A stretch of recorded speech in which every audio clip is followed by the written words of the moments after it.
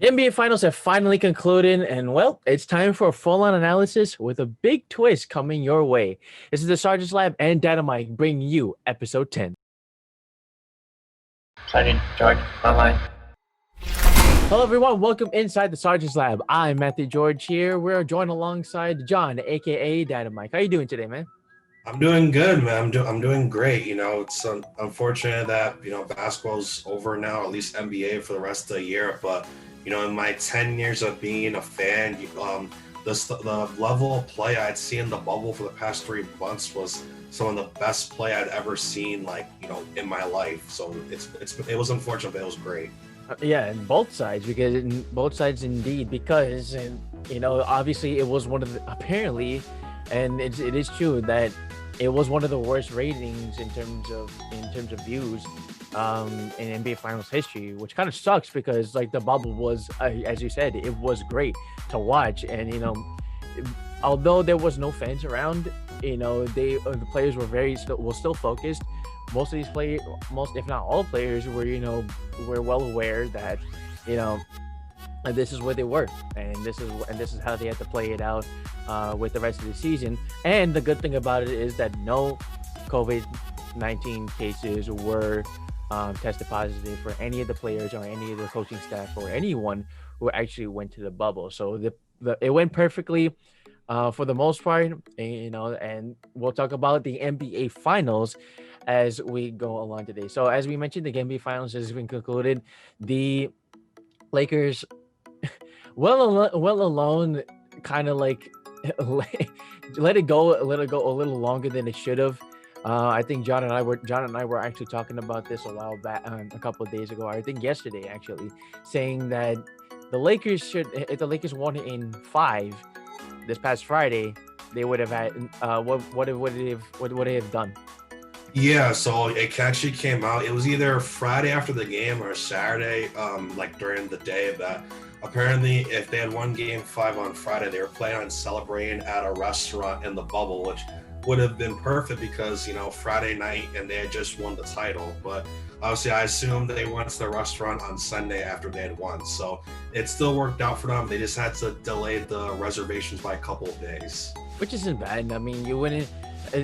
Doing it on a Sunday night is kind of but you're doing it on a Friday night is always the party night. But again, we know that as college kids back in the day. So we're gonna go recap the whole entire series for the NBA Finals. So obviously, Game 1, when you talk about the Lakers coming in full stride, they did 116-98, and Anthony Davis went absolutely going off with 34 points.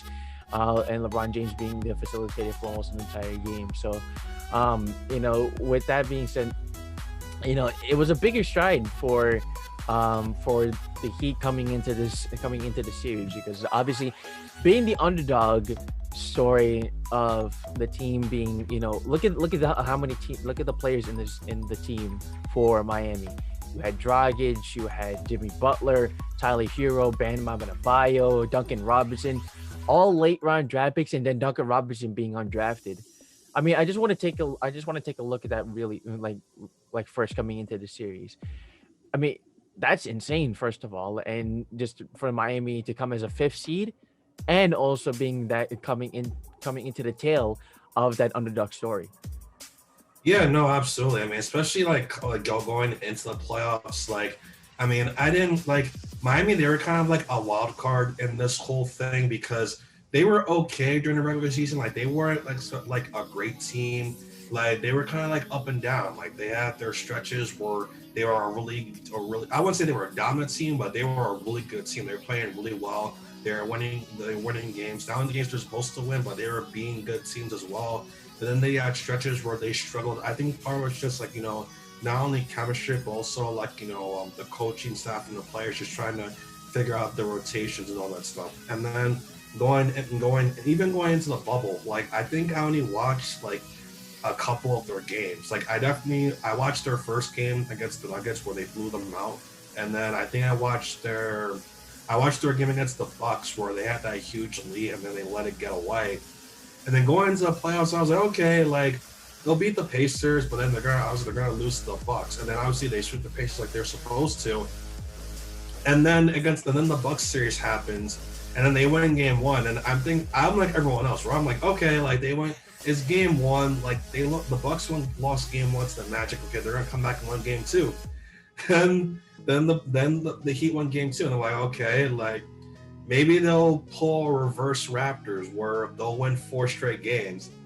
And then game three, like, the Bucks get out to a lead. I'm like, okay, here we go. Like, we're starting to see, the Bucks got their act together, and then Miami made that comeback at the end of game three. And then I think that's where everyone else was like, whoa, like, okay, this is not a dream. Like, this is real life. This is actually happening. Like, the 5th seed has a 3-0 lead on not only the number 1 seed in the East, but the best team in the entire NBA for the past 2 years. So, and then they go ahead and they beat the Celtics as well. And then obviously, it came to an against the Lakers, but still, like, great overall underdog story by the Heat. They were definitely, when we talk about, like, we don't really talk about Cinderellas when it comes to the NBA. That's more for college basketball, but Miami was definitely the Cinderella of this NBA bubble for sure.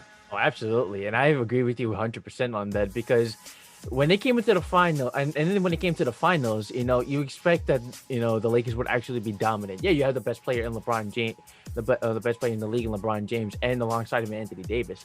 But you also have a stacked roster with the Miami Heat from top to bottom. Like, they have all the pieces that they needed to, even to battle and possibly even win this series. The series went 6 games. A lot of people were expecting a sweep, especially like you and I know that with the Clippers being out, with Milwaukee being out, that's where the projected finals were going to be for the most part. Now you in this series you had a underdog story, winning over one of the best teams and still one of the best teams in the West. So, and a lot of people thought after game 2, which we'll talk about now, even though the Lakers won, and LeBron James and Anthony Davis combined for 65 points. LeBron James had 33 and Anthony Davis had 32. A lot of people thought this was going to be a sweep, but no. Game 3 came and went, and Miami absolutely sparked. And once they held the lead, they were never going back. Yeah, no, absolutely. And I just want to talk about game 1 really quickly. I think game 1 of the series, Miami realized that, okay, we can't run the zone as often as we get against the Celtics and against the Bucks. Because that's the thing about the zone defense. Like, the zone is like a double-edged sword, where it only works against specific teams, but you can't use it against every single team. You can use it on teams like the Celtics and the Bucks because they're very ISO heavy teams, but you can't use it against a team like the Lakers, where you have as Skip Bayless likes to call LeBron, the best passer in basketball, and you also have a bunch of guards who can play make and also find the seam within the zone. Along with that, the Lakers, even the Lakers overall, they're not really a good 3-point shooting team. When on their days where they shoot the ball really well, they're basically impossible to beat. Like, you literally cannot stop them. I was about to ask that because, how difficult is it? Because you probably know this more than I do because you've coached also. How difficult is it in terms of, in terms of playing that zone defense? Yeah, it's not college. You can't play zone defense the entire game. Obviously, as you said, it's basically illegal in the NBA to play zone defense the entire game. But how difficult is it, especially having a playmaking team like the Lakers, and also you have to have the fact that you have to defend Anthony Davis in that whole scenario too. Yeah, no, it's honestly, the zone is like, that's a good question you brought up, Matt. The zone is hard at any level, whether it's high school, college, or the NBA. And especially in the NBA, it's especially difficult because the NBA, especially, like, we're in the era now where teams are stacking shooting because everyone wants to be like the Warriors now. But it's really hard because you have to be perfect. Like, not only you have to be perfect, but you have to be disciplined. You have to know exactly who the shooters are at all times, and you have to stay with those shooters at all times, especially when you're in the zone. And that's why it's hard. That's why it can seem like the Lakers, you can't do that because you have LeBron, who's an excellent passer. LeBron can basically break down any defense that he wants to. Then you have Anthony Davis. Anthony Davis is arguably the best center in basketball. He's an outlier when it comes to any defense. Not only that, but the Lakers, they're doing a good job of finding Anthony Davis because Anthony Davis, what he would do is he would stay in the paint against the zone, and then they would just throw him lobs or they would find him for a sneaky alley-oop pass or something like that. And then you make sure to have at least two other shooters out there. And not only that, but the Lakers also had Rajon Rondo. Rondo's also an excellent passer, an excellent playmaker, and it helped that Rondo's able to hit his threes in this series as well. So again, I think Miami, they realized in games 1 and 2 that okay, we can't just play the zone every single possession. That's why in games 3 through 6, the games were a lot. Well, I guess games 3 through 5 were a lot closer because Miami, they still did run the zone. They were mixing in man-to-man defense and throwing different looks at the Lakers instead of just running strictly their zone defense. That's why game 3 through 5 were so close. Yeah, absolutely, and their offense was absolutely staggering too. And actually went up in the ranks because not only obviously we all know that Jimmy Butler was going absolutely ballistic each and every single game, and obviously we talk about game 3 game 3 he scored 40 points and had a triple double, 40-point triple double that hasn't happened and I think ever since LeBron James did it back in the Miami Heat days. So that, and with all of the shooting of Duncan Robertson and Tyler Hero, and not to mention the fact Dragic and Bam Adebayo in game 3 were not available. Dragic suffered a major what was that, ankle injury? He tore his plantar fascia. It's like the soft tissue on the bottom of your foot near your heel.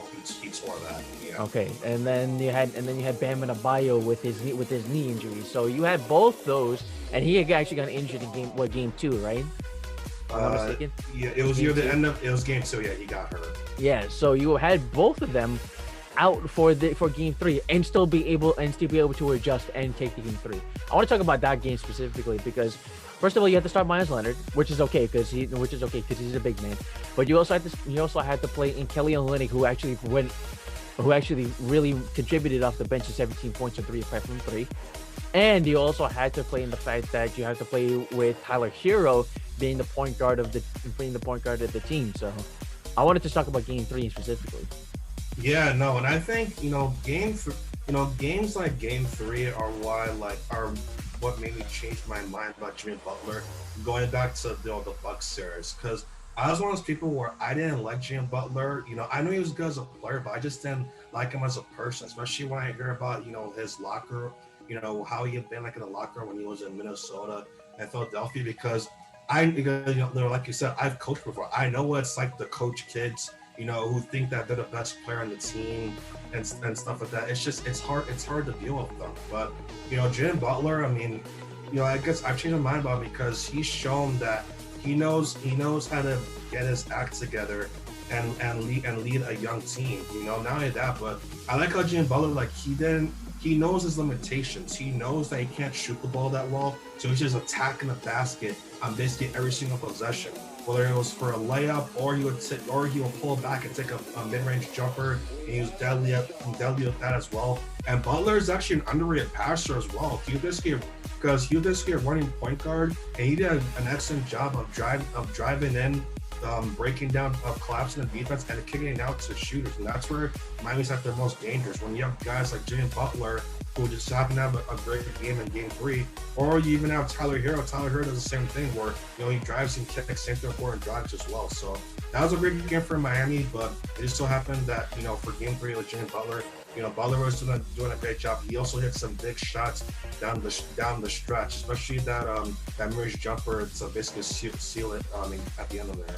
Absolutely, and I was about to say the mid-range jumper for him is very underrated because you think Kevin, you think of what, Kevin Durant, probably LeBron James if he takes a lot of mid-ranges, but Jimmy Butler is probably what in my opinion one of the most underrated mid range shooters. He could really shoot that ball. Obviously, he's not a really great 3 point shooter. He doesn't really shoot the three. He usually doesn't shoot the three a lot very often. Only when he actually needs to.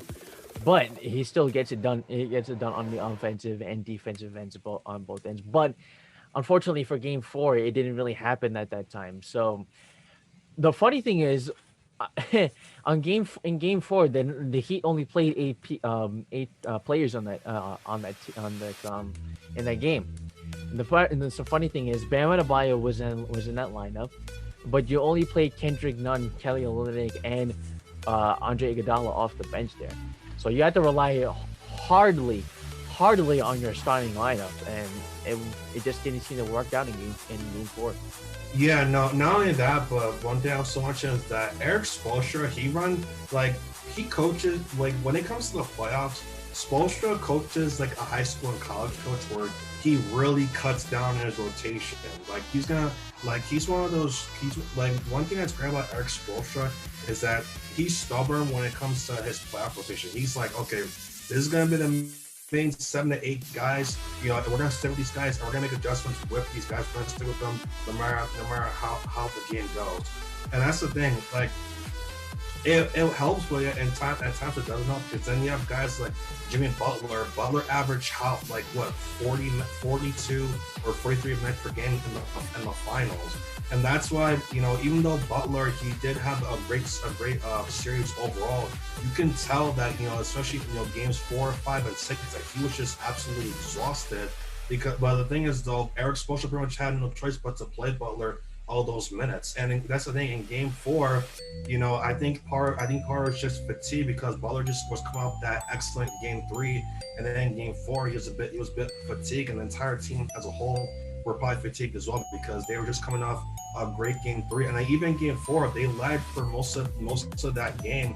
But at the fourth quarter, when you have to deal with LeBron James and Anthony Davis just coming at you on every possession, and then the Lakers again, like they were hitting some timely threes, whether it was Rondo or Contavious Cole. Both shout out to him, because he also hit some really big shots, especially in the fourth quarter in these finals as well. It's just, that's the thing that actually we'll talk about later, that Miami's gonna have to address with the offseason, see if maybe they can get like another guy that can spell Jim Butler, or if not, then hopefully the young guys, they learn from the experience and they step up late, going into the next couple of years. Speaking of young guys, one dark horse player that I actually want to mention, since we're talking about that, is Kendrick Nunn. After Goran Dragic went down, Kendrick Nunn stepped up big time, especially in game 5, where he put up 14 points and 2 of 4 from 3. And it was really like taking that role very seriously. It was pretty much a valid take for rookie of the year season. Obviously, we know with John Morant. Obviously, John Morant was the better pick for the season, but Kendrick Nunn was also having a absolute stellar season. And after he got injured, a lot of people were thinking that he wasn't going to come back and be as stellar as he was in this year's playoffs. It didn't return until late in the playoffs, and here now taking up big minutes in the finals. Now he actually really stepped up a lot later in game 5. Not only that, you also have the undrafted player in Duncan Robinson, who went 7 of 13 from 3 as well. I mean, dude, the guy's shooting like a younger version of Klay Thompson. Like, man, the guy can spot up, run through screens, and be able to knock down the shots just like Klay Thompson, to be honest with you. Yeah, and you gotta give credit where credit is due to Pat Riley.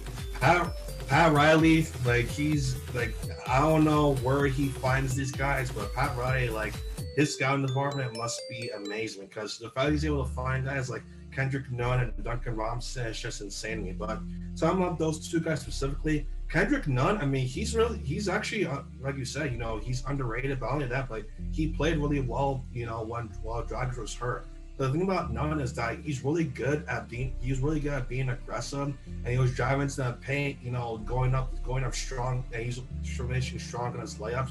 Not only that, but none can shoot the ball as well. They sure he went 2 of 4 from three. The 3 point shot, I wouldn't say that's his game. That's I think more for him. He likes to drive to the basket. He likes to take mid range jumpers because he's left handed. So like, but he's not like a really fluid. His shooting motion isn't really as fluid as James Harden, but he is still knocked down the occasional mid range jumper. Like he hit a couple of big shots, in game five, especially down the stretch. And then Duncan Robinson, like you said, Duncan Robinson, he's definitely a younger Klay Thompson, not only because he was able to shoot the ball so well, but just the way he shoots the ball as well. He literally shoots just like Klay. He likes to shoot threes off the dribble. He's always constantly cutting it all around the court, looking for threes. Like, even some of the threes he takes, like he literally like he'll catch it and he'll shoot it from basically wherever part of the court. So it's just insane, what these guys were able to do down the stretch. And I think they'll definitely part of the future of this team going forward. Absolutely, but then the other thing was you also had Jimmy Butler, who was drawing a lot of fouls in Game 5 because he made 12 of 12 from the free throw line, and picked up 35 points and another triple double. But as we can see before, after I think he got fouled for the fifth time, and he went to the free throw line to shoot his 10th and 11th free throws. Absolutely, we even saw it. The camera was panning to him. Absolutely exhausted.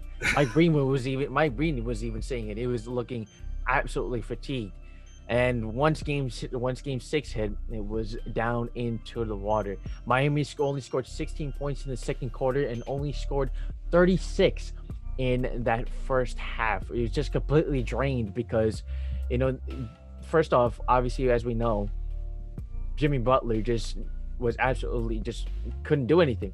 He only picked up 12 points and just couldn't do anything because he was so he put it all up on the court. Like everyone said, he put up all on the court for game 5, and that just completely drained him.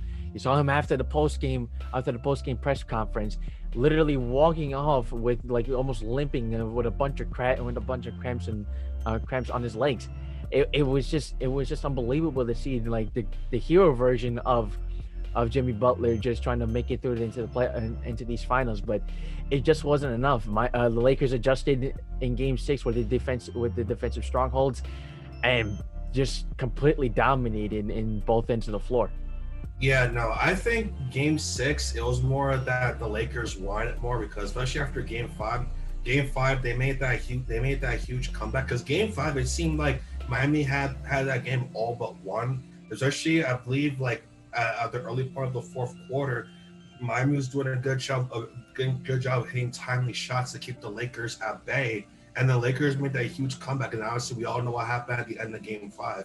But I think Game 6 was more than Lakers just won them more. I was surprised at how quickly that game got away from Miami, though, because in the first quarter it was kind of back and forth, and I thought, okay, it's gonna be a tightly contested Game 6. And then the second quarter happened, and I was like, whoa, okay. Like, either Miami is extremely tired, which I wouldn't be surprised if they were, because it basically took everything they had to win the 2 games that they did in this series. But also, the Lakers are just like, they won it. Like, they heard all the talk, because, like, people were speculating that, okay, is Miami going to force a game 7? The Lakers, especially LeBron, they came out and they said, no, we are ending this tonight. We are not extending the series anymore. We are not blowing a 3-1 lead. We are ending this. And, I give more credit to the Lakers, for not giving Miami a chance to even win, to even think about extending Game 7. And as for Miami, for them to be able to fatigue, Miami, they gave it all they have. By the end of the day, the Lakers were just better team. There's a reason why they're consistently the best team in the Western Conference all season long. Absolutely, and that's why this you see what the Lakers did, and how the Lakers quickly adjusted game by game. Even during the losses that they had, they have adjusted, especially being one of the best defensive teams not in the West, but one of the best defensive teams in the league. I mean, it's just a no-brainer, and you have the IQ of LeBron James, obviously, and who won now is going to be talking about it now. LeBron James winning his fourth NBA championship, fourth MVP as well, Finals MVP as well. Obviously, we all know that Anthony Davis was also the main factor with him as well. But we all know that LeBron James was going to get the MVP for the finals. He was absolutely doing everything on both ends of the floor, averaging 29.8 points per game, 11.8 rebounds, 8.5 assists, 1.2 steals, and zero point zero 0.05 blocks, with Anthony Davis right behind him with 25 points, 10 rebounds, and 3 assists per game. He also had a big contributions from Kentavious Caldwell-Pope, who averaged 12, who averaged around 13 points. Um, Rajon Rondo, who was very efficient from the floor from both ends, um, and with picking up almost 5.5 assists and five rebounds as well. He was being a great facilitator, and also shot really well from three as well, which is very underrated which is some people call very underrated for him, because obviously he's obviously a pass first point guard. We'll go on the other side with Jimmy Butler on the Miami Heat, who averaged 43 minutes. Man, I don't know how you average 43 minutes a game, averaging 26 points, nine, almost 10 assists and 8 rebounds. Tyler Hero with 14 points. Duncan Robinson with 12, and Jake Crowder with 11 as well. So I mean, you got a lot of contributions from a lot of players, but it just wasn't enough to secure that championship for Miami. Yeah, no, absolutely. And speaking on LeBron, winning his fourth Finals MVP, he definitely deserved this one because, especially after Game Two, there was a speculation as to whether he or Davis was going to win Finals MVP. But I think after Game Three, it's kind of obvious that it was going to be LeBron because LeBron was consistently the best player on the floor. Not only for the Lakers but just overall this entire series. Like, so he averaged 29, 11 and 9 throughout, for the entire series. Not only that, but in Game 5, like, you can tell that LeBron, he wanted to end the series in 5 games. He had what? He had 40 points, and I forgot what our stats were in terms of rebounds and assists. But you can tell LeBron was focused when he was hitting his threes the way he was. He was just laser focused. Like, it's not even like he wasn't even getting a lucky bounce or night. He was just swishing them three after three after three. He was just being extremely aggressive. Like, that was like LeBron James that I saw in Game 5 on Friday. That was LeBron James that I saw when I first got introduced to the NBA. When he was on the Miami Heat, as the girl of the NBA. That's the LeBron James that I remember. So, shout out to him. And also, I like, during his speech when he said, "I want my damn respect too," that shocked me because, like LeBron James, we know him that, when it comes to, interviews and stuff, that he's very, obviously he's professional about it. He's very soft spoken, I would say. He doesn't really say any outlandish when it comes to, like, specifically basketball stuff. But then he just came out of nowhere and said, "I want my damn respect too," and I was like, whoa, okay, well, that could be a number of things. Does it mean that he deserves to be the GOAT over MJ? Does that mean he deserves more, overall NBA MVP votes? Like, we don't know. But, after saying that, definitely, I still think MJ is the GOAT, obviously. But, LeBron's definitely the best player that I personally ever seen. Like I said, I've been watching NBA for 10 years. So He's been shout out to him. so the funny thing about that, he actually went, I think it was like either the next day or that night after winning the finals, where he went with where he got interviewed again with Rachel Nichols, like after all the celebrations and after all the trophy celebration. She had a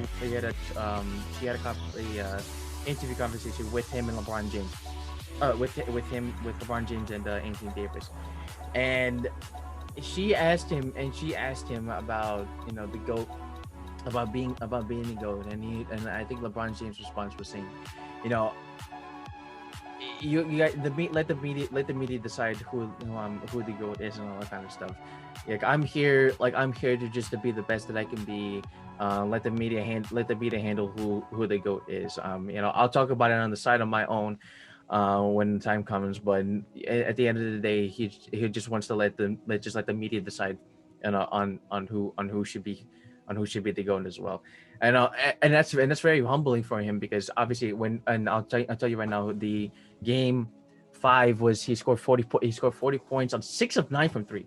You rarely see LeBron James really taking that many threes anymore. I mean, back in his younger days, he was able to do it, especially in Miami. But he would rarely take the three unless he really needed to. But he was a full on aggressive and just try to pick the team up on game 5. Obviously, he did it in game 6, so it didn't really matter too much. But he did get the job done. So.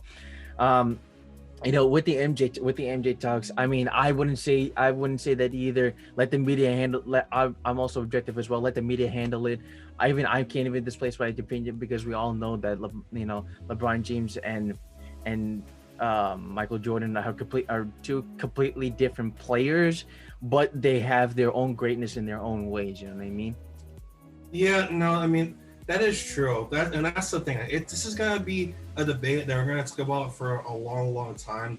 I mean, like, I've been in this debate time after time again, especially since I have a lot of friends who are involved in sports or who are fans of sports. So obviously, they always ask me, like, who my GOAT is, and we get into arguments and stuff like that. But I think it's just, you are right. Let the media handle let the media, talk it out how they want to talk it out. But, I think it's just, just in terms of, NBA lore, obviously, like I said, he's gonna finish as one of the greatest players of all time. So, I mean, but still, I think the thing about LeBron is that even though I said he is professional when it comes to, basketball related topics, I think overall as a person, you have to admit, he's very passive aggressive.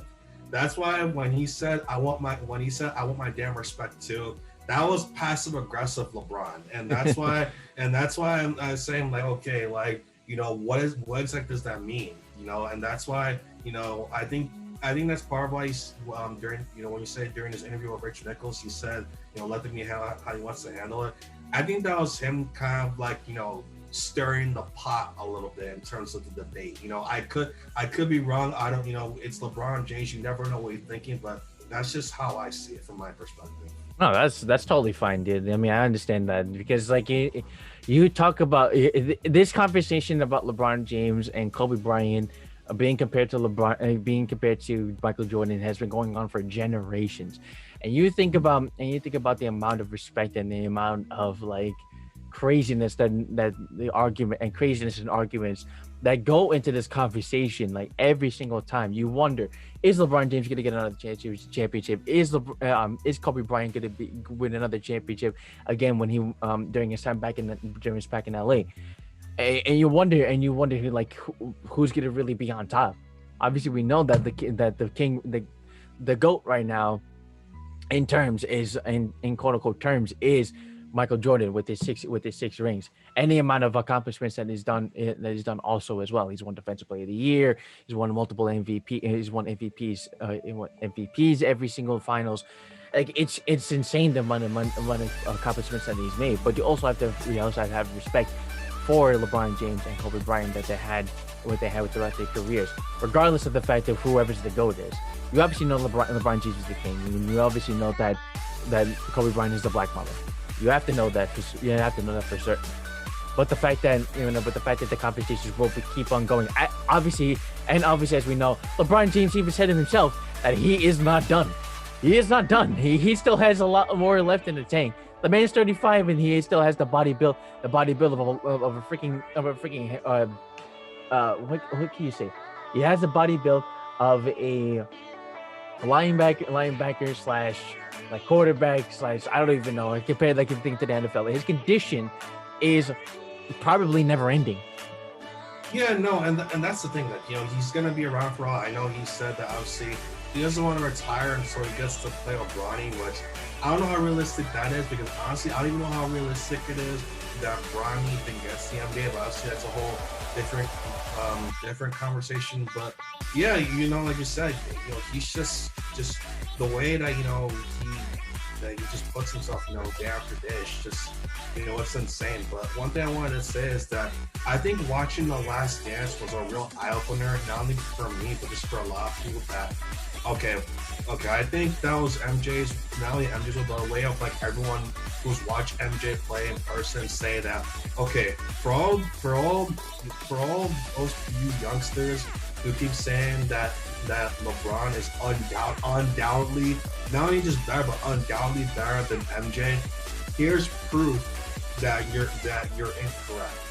And again, I know we're talking about how it's gonna be a back comparison, but I think the Last Dance for me personally was Albert. Okay, wow, okay, this is like MJ is definitely better because like personally for me, especially when I first started watching NBA, I was kind of back and forth on it, like I'll flip flop.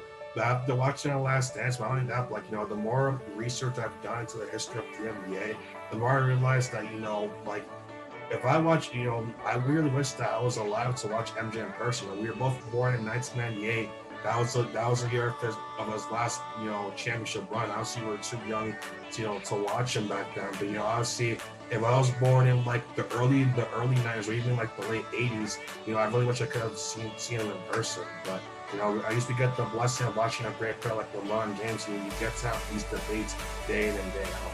Absolutely. And speaking of the future, what about the future for both these teams? Let's go back to the reality just a little bit, but I want to talk about the future for both LA and Miami. Let's start with Miami first. So they obviously have a big, we could both agree that they have a big future ahead of them, even with the loss of the finals. We even saw Eric Spoelstra being very emotional before the press conference that he had to have after Game 6. But this team has a very big future. I want to know what moves that they have. Do they have to make any moves? Do they have to sign some better players? What's the move for Miami for this offseason, especially since they have a lot of young players like Tyler Hero, Duncan Robertson, Kendrick Nunn, and Bam Adebayo in the mix? Well, I think two big questions that they have to answer, and it's not only for this offseason, but going to the next offseason as well, because obviously we all know that they want to sign Giannis. I think two big questions they need to figure out is, do they want to re-sign Goran Dragic, because Dragic is a free agent and he had arguably one of the best seasons of his career this past year, but obviously do you want to re-sign a guy who's 35 years old and he's basically past his prime now, and he's coming off a major injury like a torn plantar fascia? That's the thing, because even though Dragic was able to come back and play, I believe in Game 6, then you got to realize is that a torn plantar fascia, like I said, that's like the tissue on the bottom of your foot. I don't know if you remember, but that's the same injury that Joakim Noah suffered with the Knicks that basically ended his career. I mean, yeah, he's still on the Clippers, but Joakim Noah, he's basically he's a shell of himself because of that injury that he suffered. So Miami needs to make a big decision there, because you have a bunch of these young guys who are hungry, not only for more success but for more playing time. Especially coming off the big run that they had this year. And the second big question, and I basically just said earlier, do they really need to sign Giannis in 2021? Obviously, you'd be crazy to say you wouldn't want Giannis. He's obviously, he's this great player, but think about it. They're just coming off this great run that they had in the playoffs. And if you think about it, they didn't really need their center, which is Bam Adebayo. Adebayo is going to be the franchise center for this team, hopefully for the next decade plus. So do you really want to sign a guy like Giannis, where Giannis is going to play center, and then you'll have Bam? Well, probably have Bam play it before. But if you think about it, Giannis and Bam, they both play a very similar style. So I don't really know how that's going to work. And like I said, I said in my video as well, my post-finals analysis video, that Miami is a very guard-oriented team. They like to play around their guards. They want their guards to be able to play make and be able to shoot the ball, and basically be able to do everything in order to run the offense. So I think that's two big questions they need to answer there, going forward. Yeah, and the signing of Giannis would obviously be insane, but it's very skeptical because they made obviously for this season they made the finals without any big star player. Obviously aside from Jimmy Butler, and then you had Bam Adebayo also. But you had the star player, you have the development of your young players. So I think they should probably. I mean, in my opinion, they probably should just reset and see what happened and see what happens. Maybe they make one or two moves this offseason.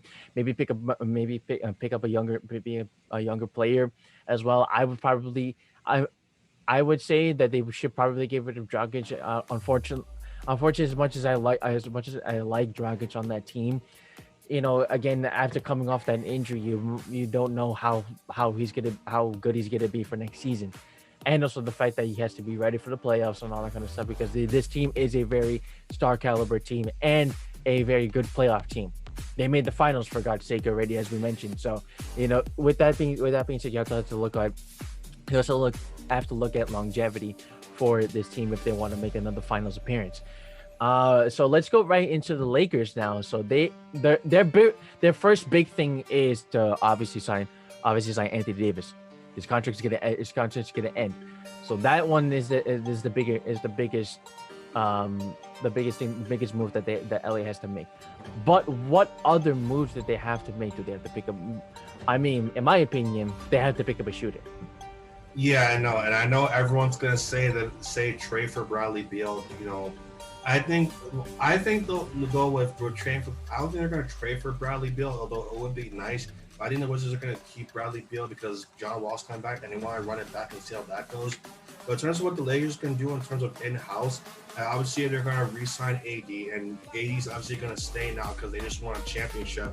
But the Lakers, they need better shooting, not just one shooter. They need multiple better shooters because, again, like even though the Lakers, they were, overall that they were a bad 3-point shoot team, there were times where their shooting was really good and that they would just shoot teams out the gym, but their shooting was way too inconsistent as well. Because when I don't know what their record was, but I'm pretty sure their record when they hit less than 10 threes in a game this year was probably very, very poor. So obviously, I guess because their best shooter this year was Kentavious Caldwell-Pope, I believe. I said Pope, he hit some big shots in the finals, but when your best shooter this year was Kentavious Caldwell-Pope and not Danny Green, who you signed for $15 million per year, like that just goes to show that obviously, like you gotta sign better strength. But I mean, I think in terms of what the Lakers can do, I mean, I don't think they really need to do much besides sign better strength because obviously whatever the formula that they have for this year, where you had your two great players in LeBron and AD, and then you had a bunch of shooting and playmaking at the guard position, and you had your solid bigs in JaVale McGee and Dwight Howard. The formula works. Yeah, for sure. And the only thing is, if you would sign Bradley Beal, who would you trade up? And that's the thing. And you might have to probably get rid of Davis Caldwell-Pope, but you might have to like put it in maybe Rondo in the mix, even though because of his contract. But who knows? I don't think they signed Rondo for that much for this season anyway. But also you have to remember the fact. Well, I think I almost forgot about this, and it just popped in my head while you were talking about it. That Avery Bradley wasn't in the bubble. He decided not to go, so you also missed that defense and 3-point shooting from Avery Bradley as well. Who knows what happened if Avery Bradley would have been in that mix also. I forgot about that. Yeah, no, I mean the only thing is though, as much as Avery Bradley is key to their team, I don't think he would have been much of like a difference maker in my opinion. And the reason why I'm saying it is because overall, like the Lakers guards are very poor defenders. Like their best defender is Avery Bradley, and I guess maybe Alex Caruso. But you have KCP, who's not really a good defender, and then you have Rondo. Rondo's never been defender, and then you have Danny Green. Danny Green there's a reason why Lakers fans were roasting Danny Green every game because Danny Green just had a really bad year, not only shooting wise but as defense wise. Like he was exploited as well because he fouled a lot. He wasn't able to keep the opposing guards in front of him. It was just like it's obvious that the Lakers have a lot of work. Like Rob Pelinka, he did really well in terms of the guards that he signed. He signed quality guards for the Lakers, but I think even he knows that he could have done better, and that they need to do better going forward, whether it's going to this offseason or just the offseason going forward. No, no one to mention he botched the three in Game 5 that could have tied the game. Yeah, Duh. exactly. And LeBron James drawing two in Game 5, and then kicked it out to wide open Danny Green and bricked it, front rimmed it. Yeah. That to be specific. And I just want to say real quick, as much as Lakers fans love to roast Danny Green, there's no reason for him to get death threats. Like when I heard about that, I'm like, okay, like you guys are still up 3-2. You're most likely still gonna win the series, which they did.